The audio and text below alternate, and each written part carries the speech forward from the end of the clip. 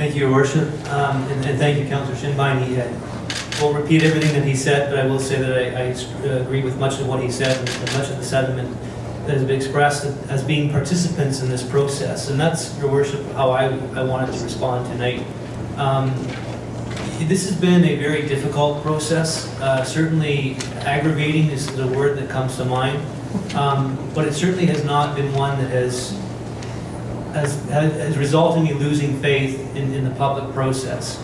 And I say that most recently based on the public hearings that we had, in which I've never seen any other municipality do this, of any size, fill up a hockey arena.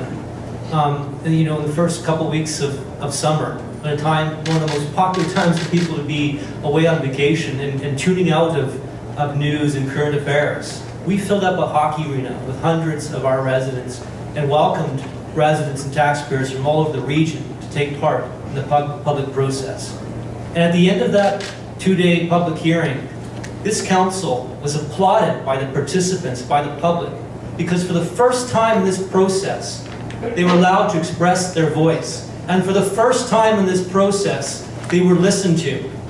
So Your Worship, I do myself have some prepared remarks, and I want to, as I say, approach this from the standpoint of having been in this process as a councillor since being sworn into office in December of 2011, but also as a resident and taxpayer for much of the time before that. And I know Your Worship, have suffered probably more than anyone else around this table and perhaps across this region, being that you also serve as a director at the CRD. And I think I hesitate to name people because I know there's been so many involved, and say covering the entire region, not just here in Esquimalt. But I did want to say thanks to all of those that did participate in the public hearing. I did want to say thank you specifically to people who have worked so hard on a volunteer basis. People like Kim Belfontaine, people like Beth Burton-Cron, Phil Ferry, Carol Witter, Karen James, Bruce Cuthbert. These are just a few of our own residents amongst hundreds who have given so much of their passion and their time and their commitment to resolving this issue. This has never ever been about NIMBYism. You stop and you talk to Esquimalt residents, you will not find more well-informed, more thoroughly understanding of this issue than Esquimalt residents. And I also want to thank people from across the region, people like Richard Atwell, and even people in other councils who also serve as directors of the CRD, people like Vic Dermott, who have been so committed to the truth from day one and have been time and time again ignored by their colleagues at the CRD table. So, as I said, Your Worship, I've always approached this issue as to what is in the best interest of Esquimalt. And that is how I was planning to cast my vote tonight. But after extensive review and consideration of this issue going on years, and as I said, including most recently, the 7 hours of public hearing input, it occurred to me that this vote is about much more than just what is in the best interest of Esquimalt. This vote is truly about what is best for our region. And I would hope any elected official within our region could never vote in good conscience to allow such a travesty, such a disaster as the CRD sewage plan to proceed as it has been currently proposed, planned, and put forward to this council for approval tonight. I could never vote to force such a short-sighted, irresponsible, reckless waste of tax dollars on this community or any community. I could never do that to my community, my region, my province, or my country, all of which will be on the hook to pay for this travesty. The CRD sewage plan is far more about creating a taxpayer waste problem than a sewage waste solution. When I became a councillor, I took an oath of office to always maintain the highest, utmost respect for the public, to always do what is right for the public. That has always been the driving force on determining how we as a council will decide this issue. In contrast, this has not been the approach taken by the CRD. The CRD have been determined to make their project happen no matter what and at any cost, even when that cost means sacrificing their own public oaths to service to the public, to serve the public correctly, intelligently, and with integrity. The CRD has proven that they cannot listen, that they will not listen, and that they do not want to listen. If we vote against the wishes of the CRD, then the CRD will have two options in front of them. Option one, rethink their plan. Work towards a better proposal, a better plan, and resubmit something that both this council could support, as well as residents and taxpayers across the entire region could also support. Or option two, go directly to the province and request the province simply overrule Esquimalt and enforce this highly problematic plan upon Esquimalt at a tragic loss of an opportunity to do something better, to make this plan right, and a tragic waste of local, regional, provincial, and federal tax dollars. Clearly, Your Worship, the community, as well as several others across the region, would prefer the CRD to go with the first option, to engage the public, to engage the experts in science, engineering, environment, health, and community planning, in coming back with a right plan that we can all support, whether you are here in Esquimalt or anywhere else in the region.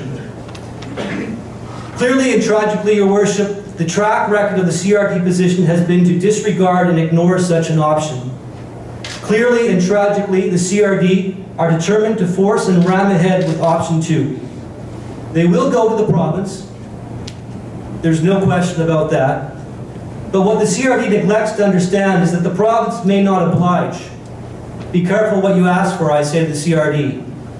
The province may not like what it sees. The province may not want to associate itself with a blatant disregard for public process, disregard for smart planning, and good governance the CRD is so severely lacked through this entire saga, through this entire tragedy that has been the CRD sewage treatment process.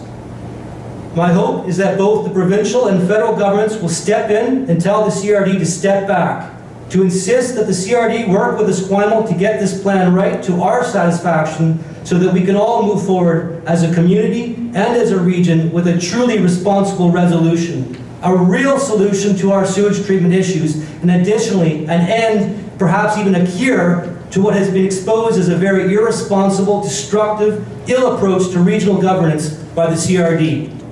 So, Your Worship, and thank you for indulging me. I haven't spoken specifically to the bylaws before us, but I think it was very important that we articulate the frustration, and as I said earlier, the aggravation that has been this process. And where we're at right now as a council, and as a community, and as a region, is there are three situations, three bylaws that we can try out here. One obviously is bylaw 2805, is that correct? Is what the CRD would like us to do. Clearly, I have no idea where the CRD came up with that bylaw, because it's not based on any of the input whatsoever, any of their own scientific expertise they've referenced throughout this entire process that they've had at their disposal. Any of their community planning expertise that they have at their disposal any one day. All of the King's soldiers and all of the King's men that work for the CRD would never, ever advocate for 2805, yet that's what they put in front of us. That's what we're asked to choose between that and our own bylaws that our own staff have worked so diligently on. And as Councillor Shinbine said, we went through 2 nights of a public hearing. We heard a lot of support for 2804 and 2806. We heard some opposition to all the bylaws being proposed, but we never once received any one word of support from anywhere in the region. We had an open door policy, Your Worship. We invite everybody, regardless of your position on this issue, regardless of your address within this region, come forward and tell us what you think, what you want for this region. And not one person, not one taxpayer wanted $1 of their tax dollars spent on what the CRD have put forward to us tonight. So as I said, I still have faith in this process. And I'll listen to the rest of the dialogue from Council. I still don't know whether I should support any of the bylaws, because what I have strong questions in my mind about is whether we're going to be listened to regardless, at least at the CRD table. Where we may have some hope is at the provincial table and at the federal government levels, where without their participation, the money will not be produced to make this project a reality. So, Your Worship, I will listen to the discussion, but I do have my own motion that I will put forward once we've dealt with these bylaws. And I think that may end up having more of a lasting... Councillor, you're speaking to the... Yeah, sorry, I'll wait, but if Your Worship will indulge, I will propose a second motion once we've dealt with these bylaws. Thank you. I am allowing a fair amount of latitude. And I thank you for that. But I would appreciate council to address the motion as well. Yeah, and sorry, Your Worship, as I said, I want to do what I was directed to do at the public hearing. And what I heard more often than not was to support 2804 and 2806.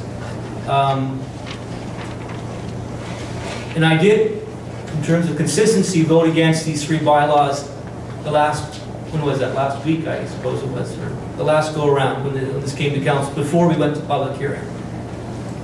And the reason I voted against them at the time is I expressed I had a lot of broken confidence in the process, and being anything